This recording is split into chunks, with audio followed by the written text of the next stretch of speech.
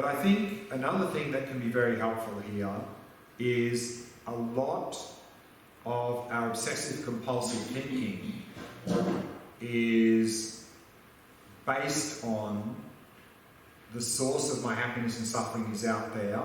And so a lot of obsessive compulsive thinking is about trying to somehow work out how to get those things that seem to make me happy, and how can I avoid those things out there that seem to be giving me suffering.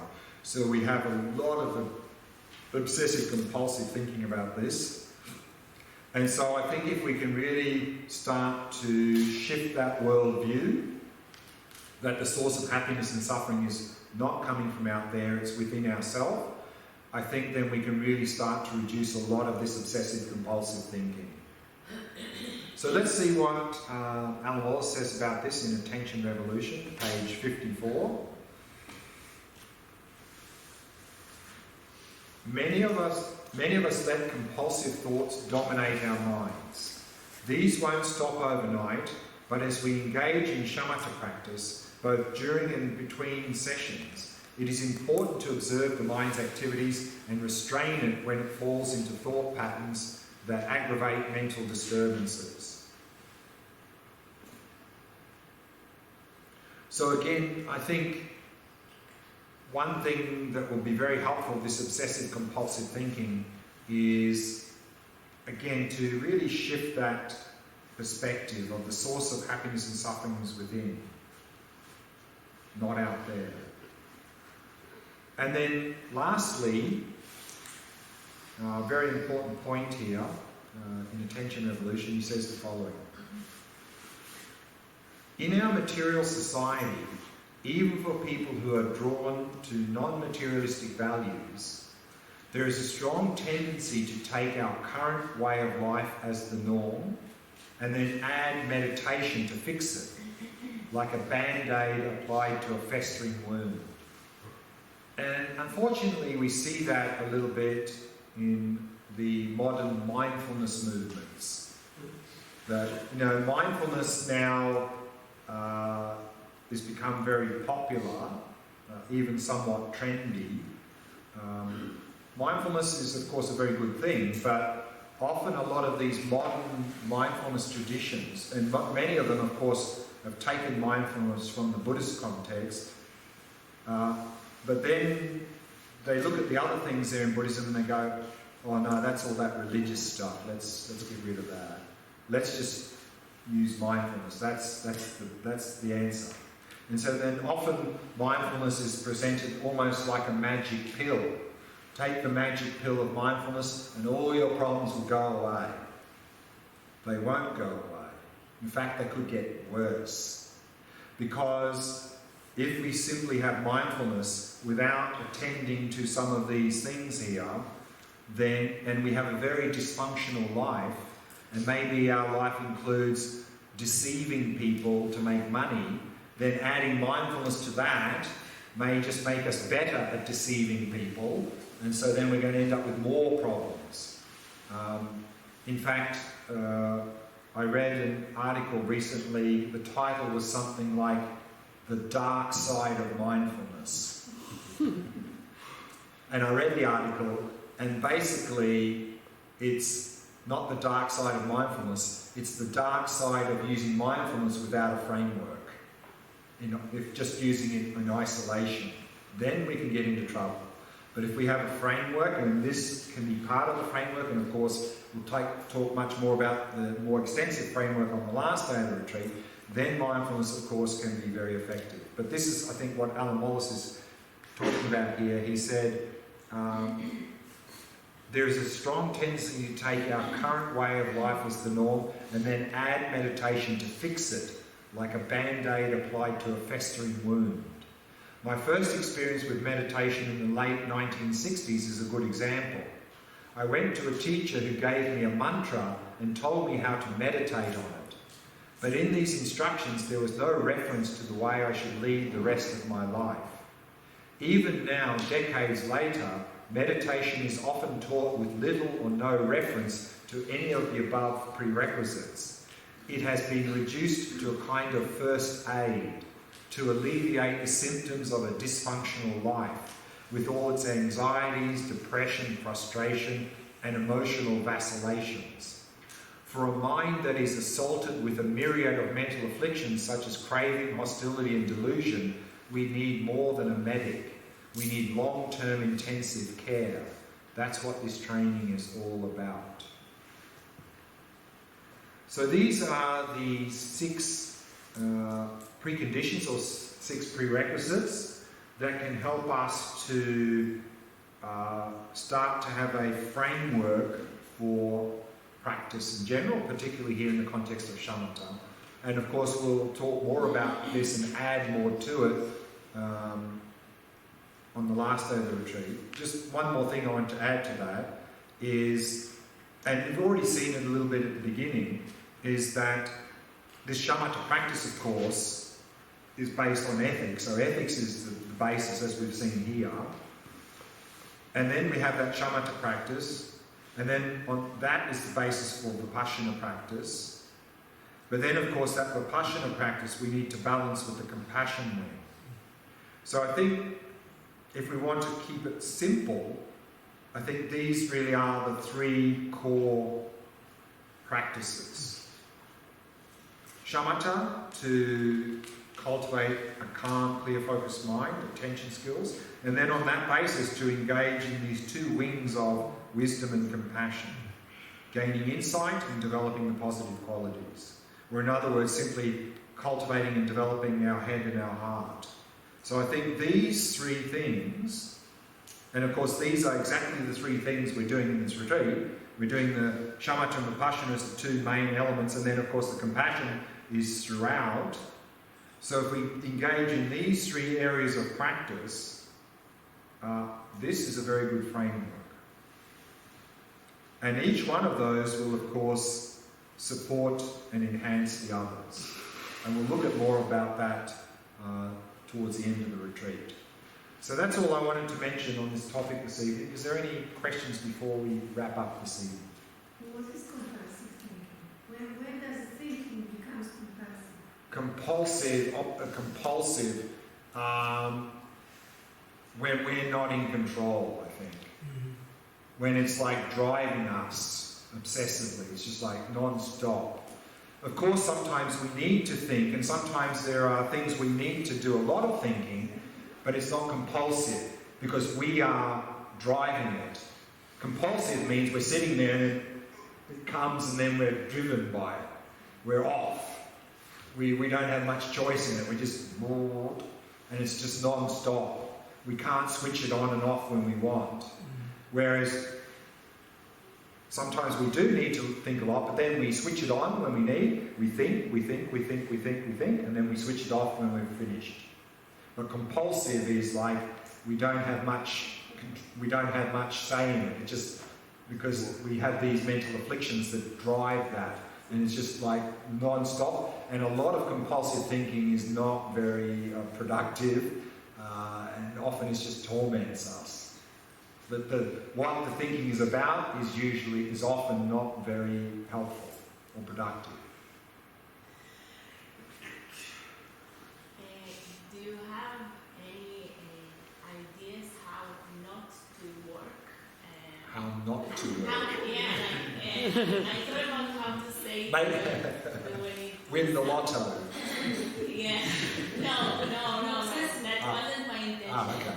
That even when I can not work, I choose to work. What do you mean? What do you mean by work? You mean like a job? Like a paid money job? Or what do you mean by work here? Doing something. Doing any work. Physical work or... Not like work. A job. Working. Like a job, yes. Job. Be effective. That's because you want to be effective. Yes, I want to be effective and I love what I do. Yeah. So, right. I see. Okay. And I don't really know, like, I have the opportunity not to work, but still, sometimes I choose to work because I like it or because, go forward. Okay, yeah. Because I develop my own things. Yeah, this is something I was going to talk about later, but I'll bring it in now, is that you know, when people are sort of introduced to something like this, then they often have a dilemma. Should I do the spiritual thing or should I do the career thing? Of course, the career. You know, which one? And then they're really stuck. But I think that way of thinking is not helpful. Because if we give up our career, I mean, how are we going to financially support ourselves? And if it's the one thing we're good at, we're giving up the one thing that we can do to benefit the world. So rather, we need to integrate. And so then to use our talents to benefit the world. And then what we can do here is to not do too much of that, is to understand that the reason I'm doing that is to benefit the world. But if I give myself time to work on myself, I can do that even better. I can benefit even more. And so then the motivation is I want to benefit others or the world.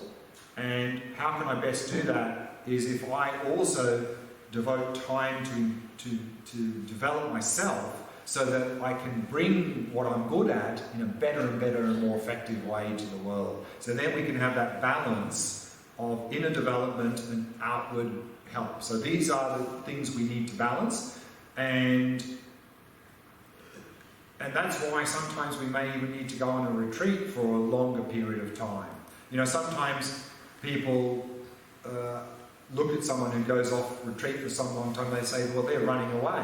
I mean, what's long time? 10 days is long time. Well, 10 days up to 10 years. That's not friendly.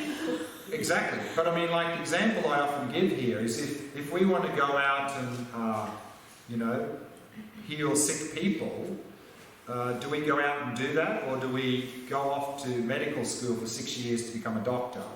And during that time, we're not really helping much. I mean, which would be more effective? For some, maybe to do the medicine, others maybe to do something else. But so depending on the type of person we are and what we're wanting to do, then we need to find that balance. And sometimes we need to do more out, and sometimes we need to do more in. So that balance will shift depending on where we are and what's going on. But if we find that balance, then that will be the best. We need that balance. Otherwise, if we do all out, probably we're going to get burnt out. And if we don't do anything out, then there's a danger we're just withdrawing into nothing. So that's really the two things we really need to do. So that's how we can avoid doing too much. It's great that enthusiastic about work. If we're not enthusiastic about work, then it's not going to work. But then to understand, right, I'm enthusiastic, I really want to do this, I'm pretty good at it, I can really help.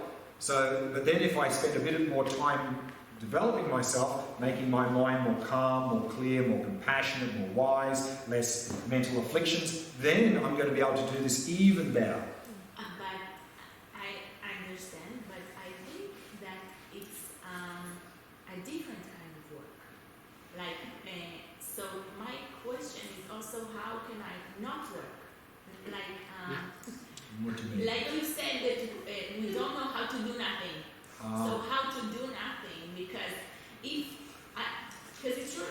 Like lately I was, working, and then I said, okay, I won't work. I do like spiritual stuff and meditation, and I will complete retreats and everything.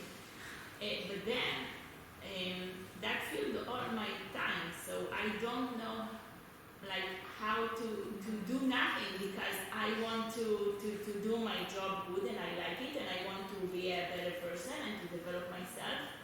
And so it's like two missions that it's full day. Right, but really, a lot of the developing ourselves, of course, the meditation, the basis, of course, is relaxation. No, I don't feel that I'm not all the time stressed. Right. Do meditation, go to a sangha. Go to walk also. Yeah. תשימי זמנים. תמציא זמן לזה. See, the thing is כמו שאת מתקלחת. See, the thing is that now, also in practice, we We push in work, we push in everything, and we get tired, we get exhausted, And so that's why I've been emphasizing the relaxation, because if we can really work on that in meditation in daily life, we can be in that state all day long, and then we can be doing things and at the same time relaxing. So I think it's not a matter of let's do a lot and then stop, and let's do a lot and stop. Is that the question, or I'm still missing something? No, I will figure some more things out, and maybe I will ask a different question. Okay. בטח חלק מהדרך. Any last questions? Otherwise we'll wrap it up there for today. The what? The mindfulness? So I saw that there was a new Barbie from front of the market. A Barbie doll. Meditative Barbie. Meditative Barbie. And she has 5 meditations recorded. You can just push a button and she'll give you meditation. Good. So we can even have Barbie as our teacher.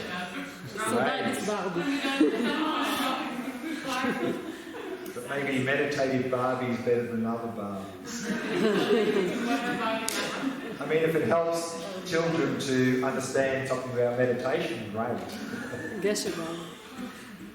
Okay, yeah, Chris. I'm teaching mindfulness courses for people, and just you're talking about this stuff, and I asked them just to breathe. It's a big challenge for them. Just, what do you want me not to think? They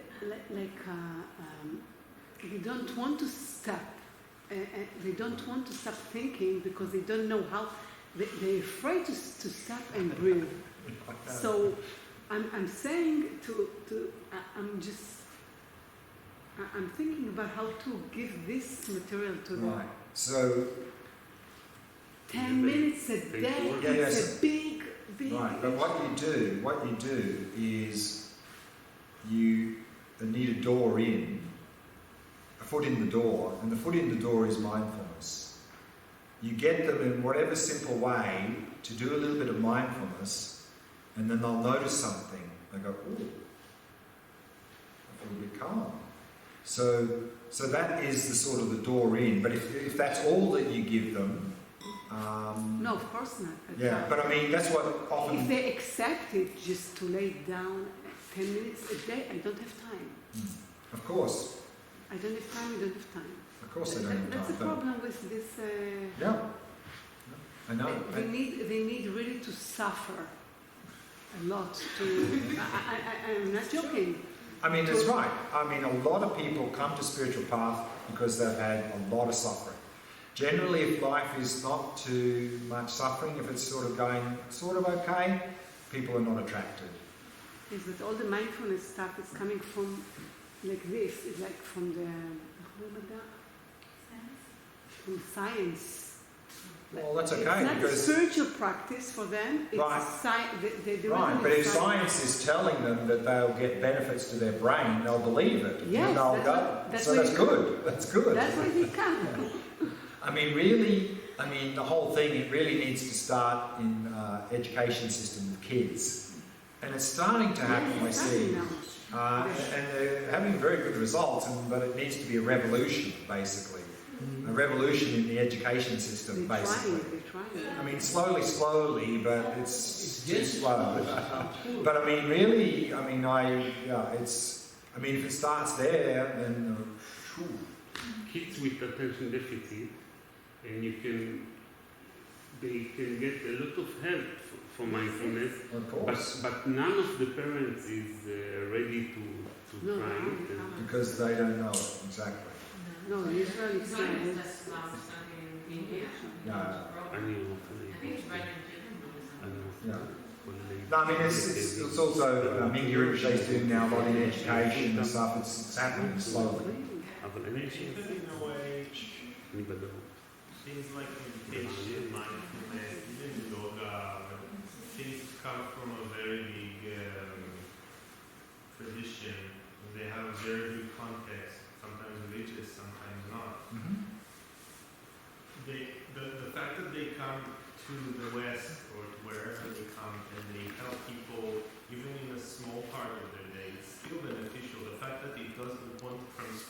lives, or the chance that it might benefit a bad person to do bad things. I mean, sorry, not bad person, but a person with a bad attitude to do bad things. Yeah. It doesn't make that thing bad, or I mean, I don't know how to say it. It's not a bad thing to extract something and to implement it in the way that someone wishes to do it. It's the practitioner's responsibility to understand that it's just a pill or just a band-aid. But what I'm seeing is that maybe people shouldn't sell it as the pill. that's what they do. Yeah, That's the problem. Else. And the problem is they don't then offer anything more because that's all they know. So yeah, I mean, I think that whole field is sort of early phase, and I'm hoping that it matures and that we get more responsible people in that field, and then offering it in a better way, and then I think it's starting to happen and then to offer something more than just some bare mindfulness, that once people find that can benefit, then well, what else can I do? And then give something extra that can, some sort of framework around that, and then really people can, and that framework of course doesn't have to be religious or anything, but if you have a framework around that, then it can really help people in a much deeper way. Because then you see people that don't have this framework, and then they come and they're like, I don't do Buddhism anymore. It doesn't really work. Because I tried it, it doesn't work. Because they didn't got the real tools for people who know what they're doing. And then it's just like, people can do like a month course, like a month yoga course, and then their yoga teacher can cut people's body completely.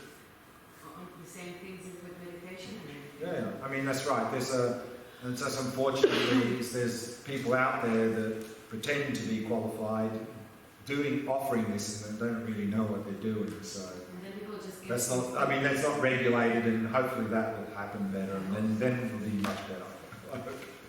Okay, let's finish there for this evening, and so we'll finish again with the Shavasana meditation.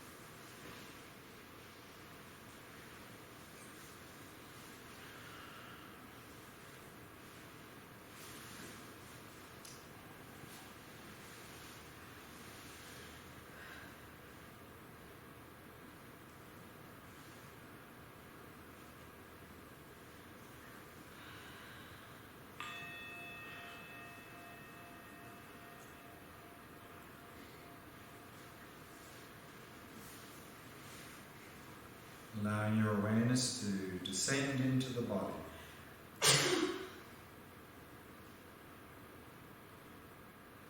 And simply become aware of sensations throughout the body.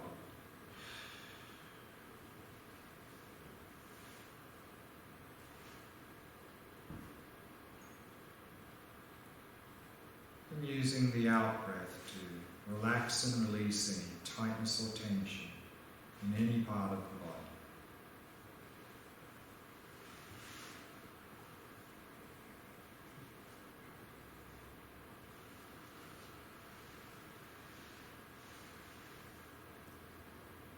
And softening and relaxing all the muscles in the face.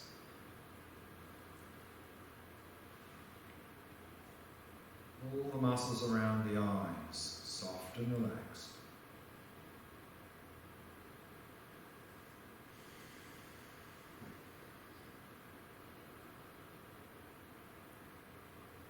In this way, allowing the entire body to become completely relaxed, completely at ease.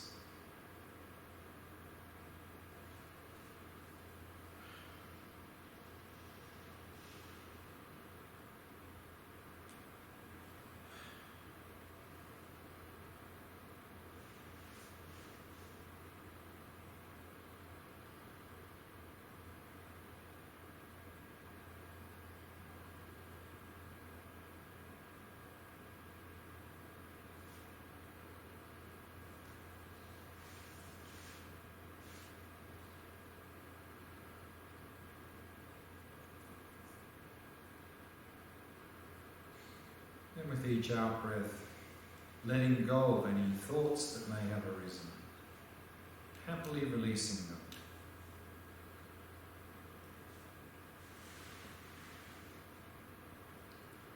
And allowing the mind to come to rest in the present moment.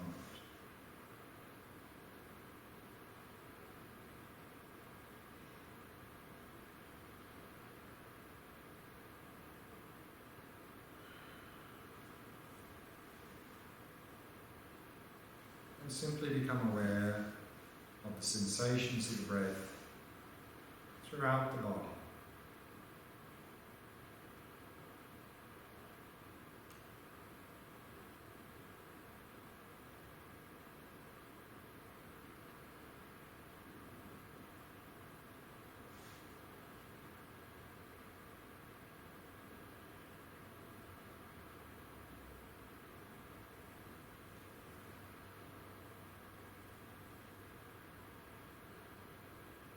And maintaining that flow of mindfulness of the sensations of the breath.